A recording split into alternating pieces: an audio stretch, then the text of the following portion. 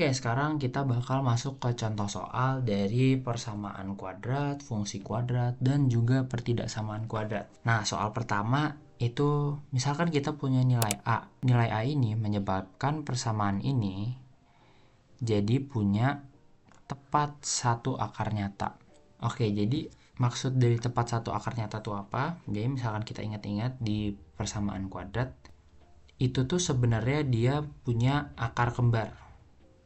Oke, dan bagaimana caranya dia punya akar kembar? Maka diskriminannya harus sama dengan 0. Nah, kalau diingat-ingat lagi, diskriminan itu rumusnya B kuadrat dikurang 4AC, di mana ABC-nya ini adalah koefisien dari bentuk umum persamaan kuadrat, AX kuadrat tambah BX tambah C sama dengan 0. Nah, ini cara dapatnya gimana? Soalnya kayak persamaannya itu seperti tidak terlihat persamaan kuadrat gitu. 9 pangkat X, akar 3 pangkat X gitu kan. Nah, tapi sebenarnya ini persamaan kuadrat karena 9 pangkat X ini itu sama dengan 3 pangkat X pangkat 2. Terus kalau dimisalkan Y sama dengan 3 pangkat X gitu kan. Maka persamaan ini bakal menjadi 3 pangkat X pangkat 2. Berarti Y pangkat 2 dikurang A dikali 3 pangkat X. Berarti kali Y terus ditambah A. Hasilnya sama dengan 0. Nah sekarang berarti kita udah dapat A. Dari sini koefisien Y kuadrat tuh A kan. Ini sama dengan 1. Koefisien B berarti sama dengan min A. Terus koefisien C itu sama dengan A.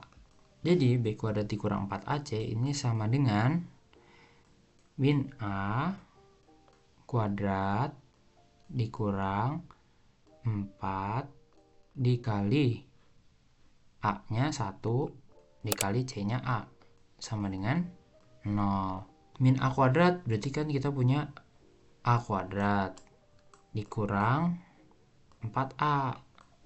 Ini sama dengan 0. Nah, ini kita bisa faktorkan dengan A. A-nya kita keluarin jadi A dikali A kurang 4 sama dengan 0. Maka A-nya ini harus sama dengan 0. Kan dari sini kan A-nya sama dengan 0. Atau A-nya sama dengan 4 gitu. Nah, tapi ini kan ada 2 nih A-nya, 0 atau 4. Nah, sekarang A yang mana nih yang memenuhi? Apakah bisa 0 atau 4, bisa 4 aja, atau A kurang dari 0? Kalau ini udah nggak mungkin ya. Ini nggak mungkin ya. Nggak mungkin gitu kan. Berarti antara A atau B. Ternyata kita juga punya salah satu syarat, yaitu 3 pangkat X itu harus lebih dari 0. Karena 3 pangkat X harus lebih dari 0, kan 3 pangkat X itu nggak mungkin negatif ya. Mau dipangkatin negatif juga ntar jadinya sepertiga pangkat berapa gitu kan.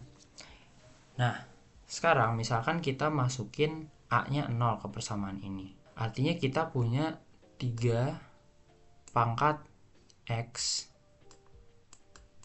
pangkat 2 kan. Karena ini jadi 0, ini jadi 0, habis. Ya kan? Jadi sisanya 9 pangkat X, yang mana itu 3 pangkat X pangkat 2. Gitu. Ini sama dengan 0. Tapi syaratnya bilang kalau 3 pangkat X itu harus lebih dari 0. Jadi dia bukan lebih dari sama dengan ya, not. Jadi 0 itu nggak boleh. Nah makanya 0 itu bukan penyelesaian dari nilai A ini. Maka jawabannya adalah yang A, 4 saja gitu.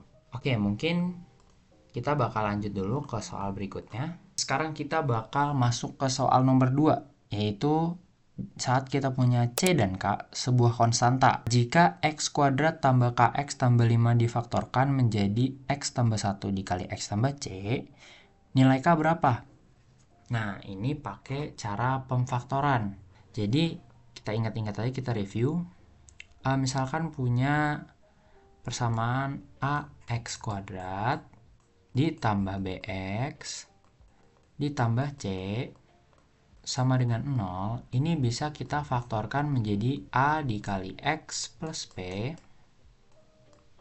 dikali X plus Q sama dengan 0. Oke, sekarang misalkan A-nya 1, ini kita nggak butuh A di sini. Jadi X kuadrat plus BX plus C sama dengan 0, itu bisa kita ubah jadi X plus P dikali X plus Q.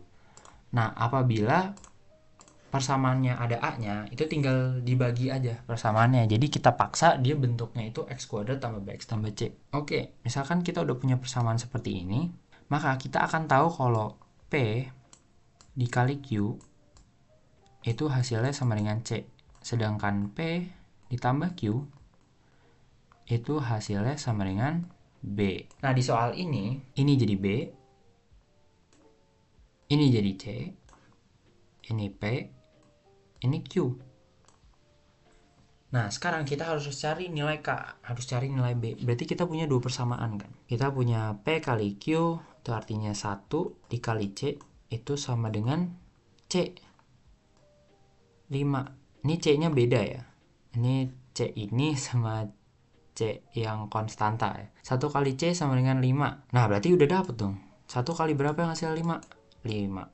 Berarti kita dapat nilai C-nya 5. Nah, terus kita punya persamaan yang kedua. P tambah Q sama dengan B. Berarti P-nya 1 ditambah Q-nya C sama dengan B. B-nya K. Jadi tinggal 1 ditambah 5 sama dengan 6. Nah, berarti kita punya K-nya sama dengan 6. Gimana? Mudah gak? Jadi mungkin cukup dulu untuk video kali ini. Apabila ada pertanyaan, silahkan langsung saja tanya ke kolom komentar. Terima kasih dan sampai jumpa nanti.